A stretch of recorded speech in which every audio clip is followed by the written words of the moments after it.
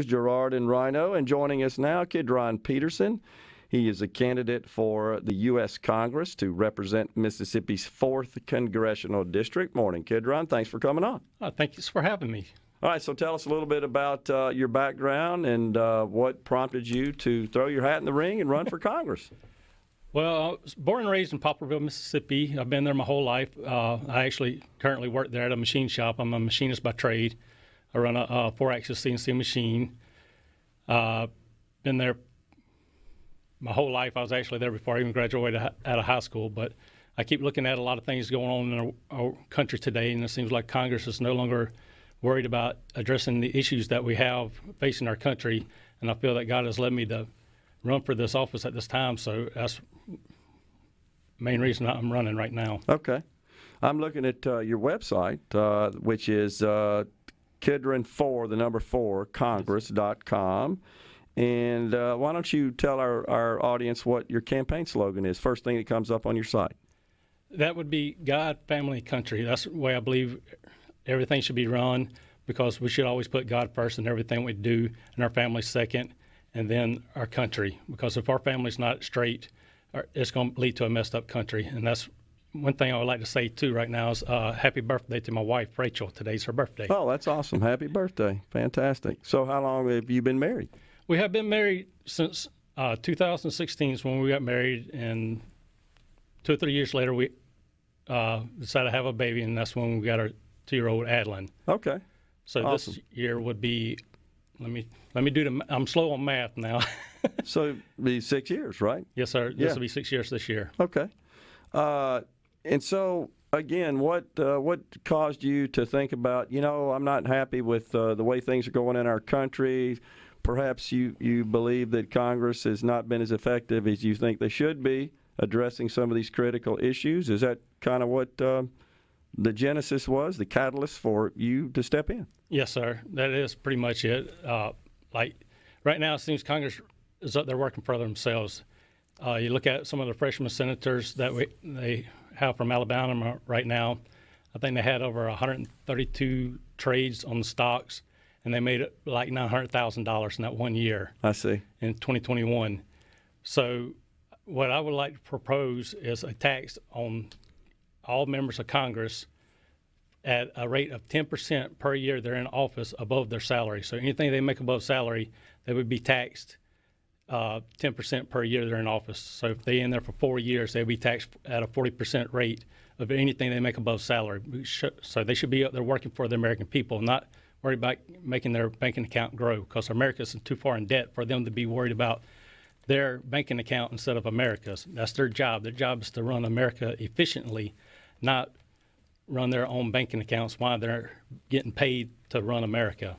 So if a business person, let's say Kidron, that decides to run for Congress, and this person's has owned and operated this business as an entrepreneur for some time, that business is producing a profit, they get elected to Congress, then you support this idea of taxing them an additional 10% on the income they generate from that private business? Yes, sir, because if there's no way somebody can run 2 businesses at the same time and run them both effectively. One of them's going to require more attention than the other. I've never seen a business owner start 2 businesses and run them both equally the same, because one's going to require more work one week than the next week.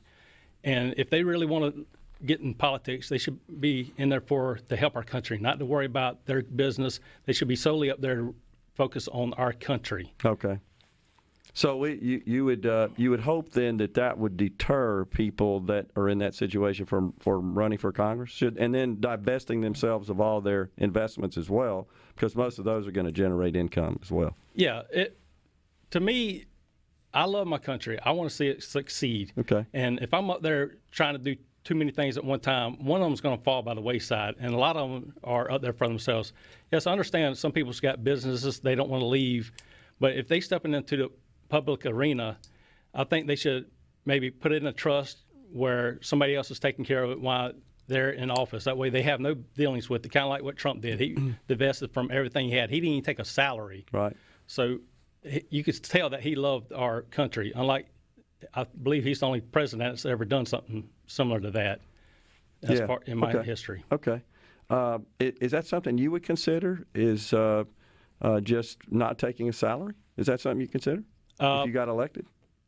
I would consider it, but my financial situation would not allow me to do that. Okay. But I would give the 10%. Like, even if it is not become law, I would start with the 10%, 20% on up, however many years I serve. But like, term limits would be nice to see implemented, but I've been hearing that for years and years and years, and term limits has not been implemented. I would like to try to get term limits in a different way. Okay. That's the way I'm looking at this as a different alternative for term limits. Okay. Yeah, so what you're suggesting is by instituting this tax, you'd have fewer people, presumably, that would be interested in running for Congress because they'd have to pay that tax, and that's kind of a way of instituting term limits, in your view. Is that accurate? Yes, that is accurate, because once they get to 100%, a lot of them up there, if you took away the money that they make past salary, they wouldn't have no interest being up there. I got you. And it would take a while to get that implemented, because a lot of them up there, they're used to making their millions of dollars. I got you. Because what is it? I think only 20% of Congress right now is not millionaires. Right. So you're looking at 10% per year, I think now I'm understanding you. So it would escalate in successive years. Yes, right? sir. Okay. Yes, sir. All right. Because, so in 10 years, they get to 100%. Yes, sir. Okay. So they'd say, I'm out. I don't want to give 100% of my income out. Okay. Yeah. Interesting. Yeah, it'd be idea. just anything above their salary that they make. I got you. So. Yeah, I got you. All right. So, of course, you've got an incumbent in Representative Stephen Palazzo that currently holds that seat.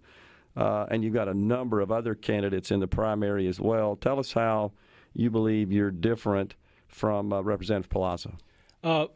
Palazzo, he ran on term limits when he first started, and he's already served 6 years. He ran on and wanting to do term limits, so he would only have 12 years in office. Now he's running for a 7th term, so he's not even following what he wanted everybody else to do as far as term limits. Yeah. That, and he's also missed almost 300 roll call votes.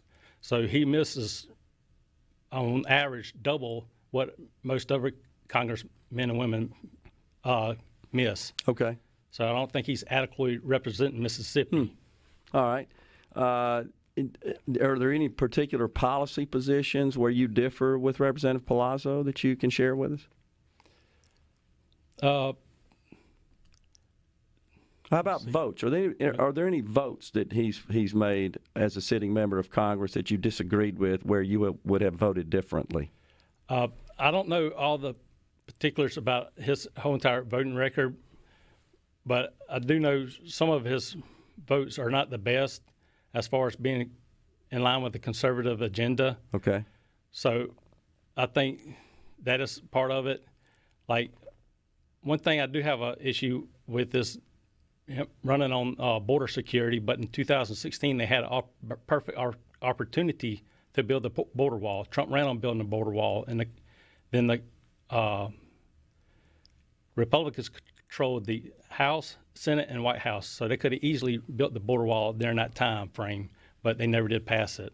So I'm just curious why they didn't do it then. Okay. All right. So what about the other candidates for Congress? How do you differ with them? Any particular area that you want to focus on there? My main one is the taxing the political class is the only one way I'm majorly different from some of the other candidates, is that because most of them is running on term limits, the same thing Palazzo ran on. So to me, that's something that I've heard my whole life and nobody's actually implemented. Okay. With the taxes. I do want to see that implemented. I know some of them are, most of them's for the pro-life, but one of them in particular is actually for the day after pill on the abortion issue. Okay. And the day after pill is actually the earliest form of abortion there is. Okay. What about our fiscal condition? Are you concerned about our budget and the debt, for example, and the deficit that we seem to be just producing perpetually? Yes, I am definitely concerned about that. That's another issue I wish I could address, is to have the whoever passes the bills that spends more than the U.S. makes, have them actually pay a tax on the donation they receive as well. Like the Republican Party passes a bill that spends 10% more than the revenue the U.S. takes in, have all donations that come to the Republican Party as a group be taxed at 10%. But if there's a Republican that didn't vote for the bill, they don't have to pay the 10% on their donations. I got you. That way there's actually consequences for passing bad legislation. Okay, interesting. All right, Kidron. Well, we appreciate you coming on the program, and good luck in your run for Mississippi's 4th Congressional District. All right, thank you. Thank you for having me. We'll take a break right here on Middays. We'll come right back. Stay with us.